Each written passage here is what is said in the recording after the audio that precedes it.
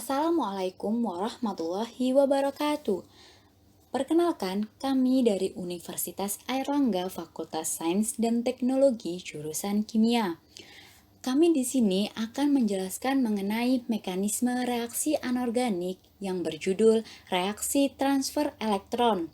Di sini nanti teman-teman semuanya akan dipandu oleh dua teman saya yang lain ya, yaitu Febrianti Sisva dan Anissa Fadila.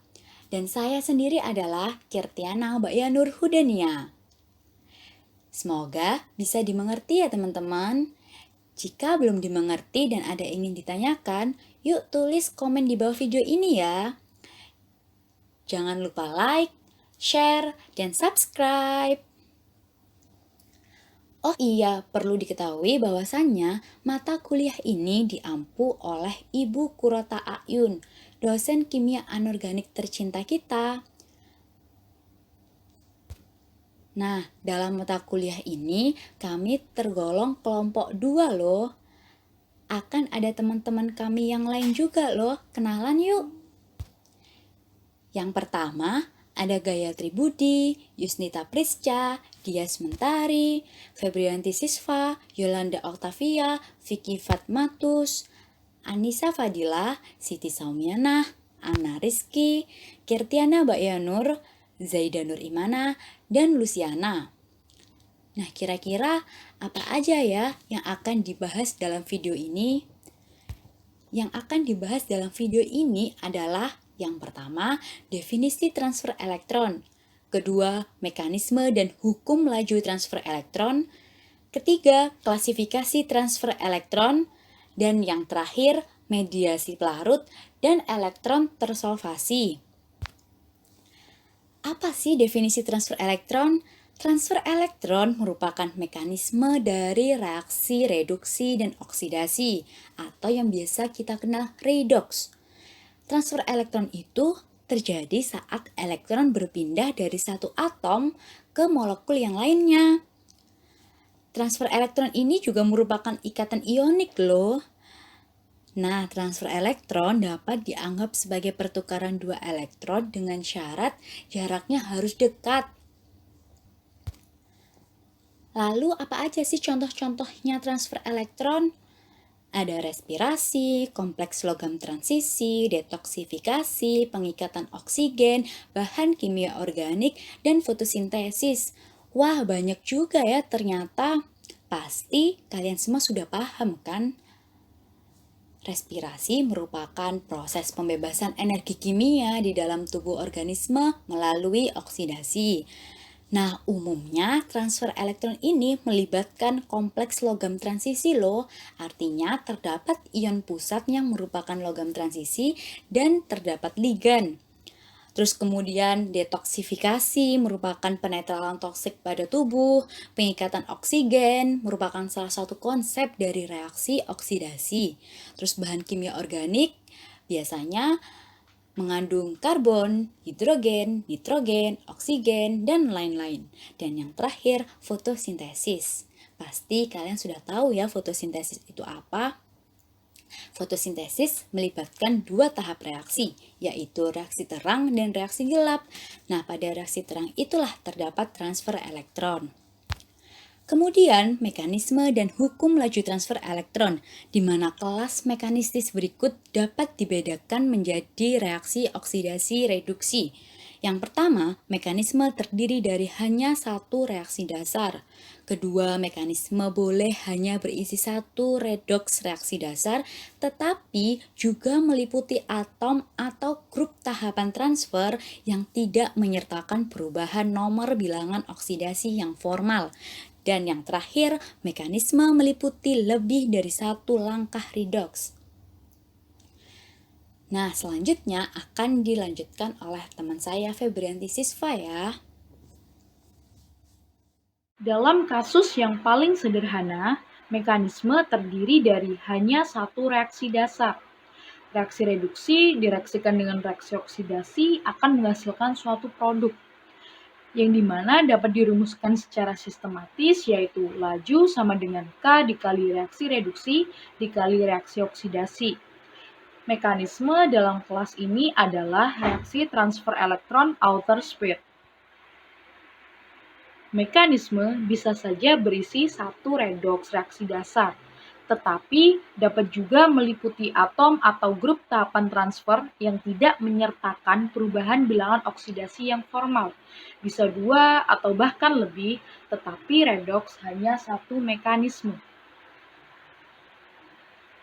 Nah, di sini teman-teman ada beberapa contoh dari reaksi transfer elektron. Yang pertama pada CONH3 4 kali, C2O4+, direaksikan dengan V2+, akan menghasilkan suatu produk CONH3 4 kali, C2O4V3+, dan reaksi ini berlangsung secara lambat. Kemudian contoh yang kedua, pada CONH3 4 kali, C2O4V3+, direaksikan dengan H+, akan menghasilkan CO2 ditambah V3 ditambah H2C2O4 ditambah 4NH4+, dan reaksi ini berlangsung secara cepat. Dari keseluruhan laju yang dapat ditentukan oleh tingkat pembentukan binuklear media yang terjembatani reaksi pertama atau reaksi redoksnya, yang dimana terjadi substitusi suatu molekul air yang dikoordinir dalam V2+ dengan separuh kompleks. Kemudian, mekanisme meliputi lebih dari satu langkah reaksi redoks. Sesungguhnya teman-teman, dari keseluruhan laju dapat ditentukan oleh suatu reaksi substitusi, bukan suatu langkah transfer elektron. Penggolongan umum untuk reaksi substitusi ini ke dalam proses disosiatif maupun asosiatif juga diharapkan dapat digunakan untuk substitusi yang menemani transfer elektron.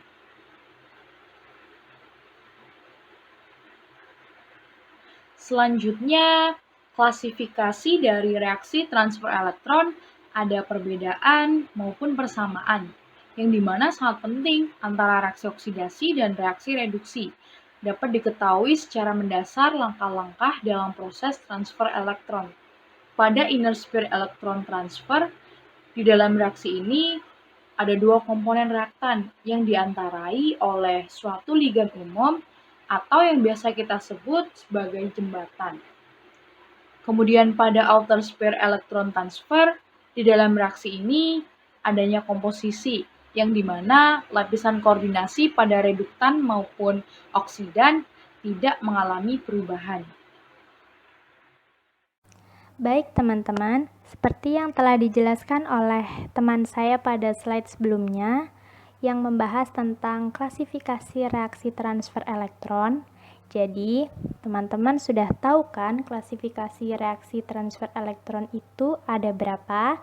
Ada dua, yaitu inner sphere elektron transfer dan outer sphere elektron transfer.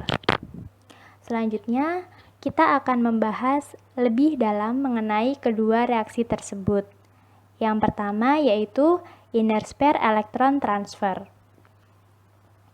Transfer elektron pada reaksi inner sphere dibantu oleh ligan penghubung yang berperan sebagai jembatan sehingga memungkinkan adanya perpindahan ligan. Nah, seperti yang bisa kita lihat pada mekanisme reaksi di bawah ini, ketika M1A direaksikan dengan M2B pada solvent tertentu, maka akan terbentuk produk intermediate terlebih dahulu, di mana terbentuk jembatan oleh ligan A sebelum ligan A tersebut mengalami perpindahan. Secara umum, untuk mengetahui reaksi berjalan secara inner sphere ada dua, yaitu yang pertama, logam kompleks harus termasuk senyawa labil. Lalu yang kedua, ligan harus dapat berperan sebagai jembatan.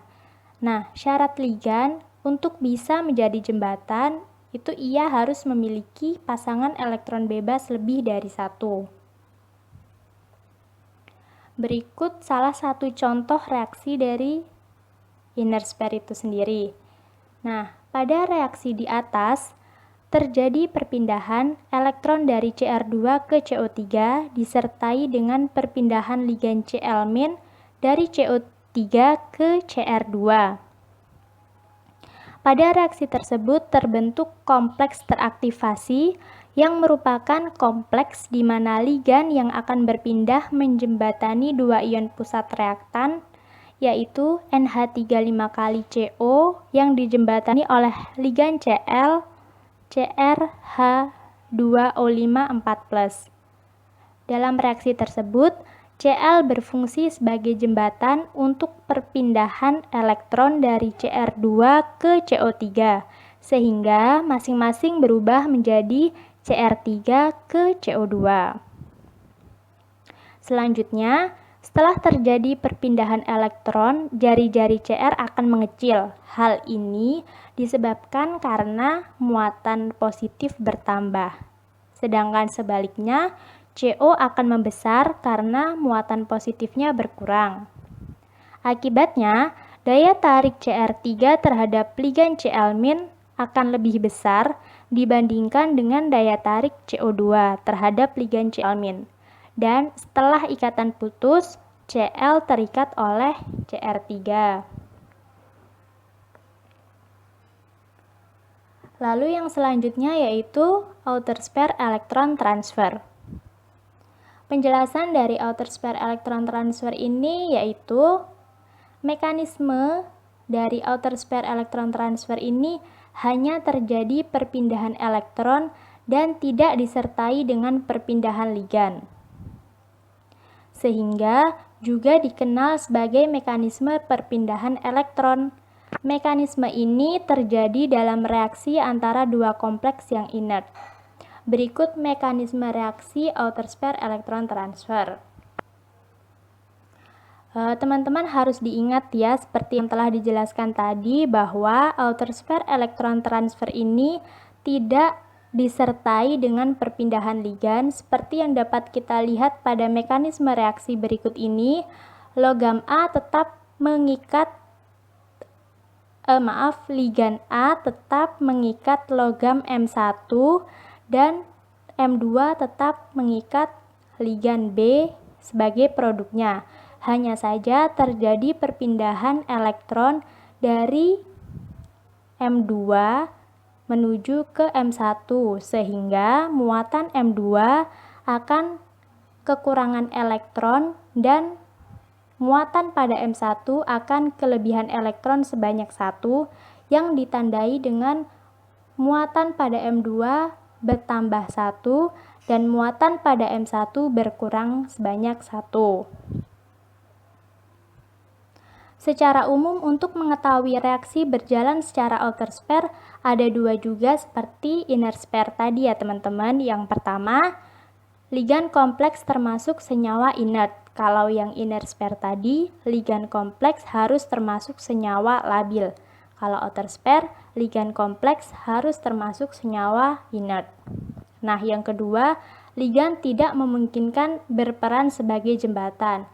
Berarti dalam hal ini outer spare merupakan kebalikan dari inner spare.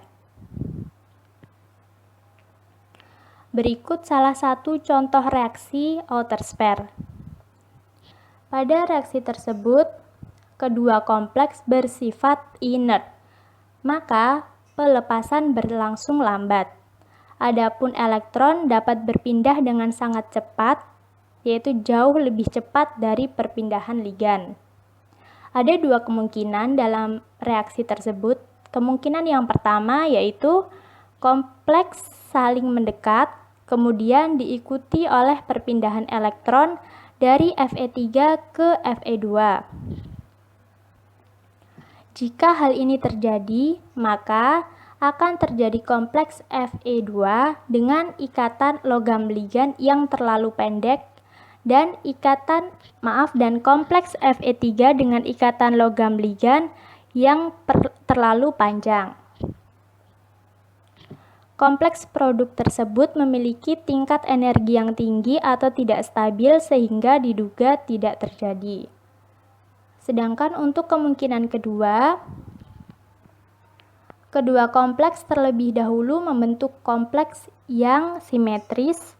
Ikatan-ikatan logam ligan pada Fe2 sedikit mengkerut, sedang pada Fe3 agak mulur. Hal ini juga memerlukan energi tetapi relatif sedikit.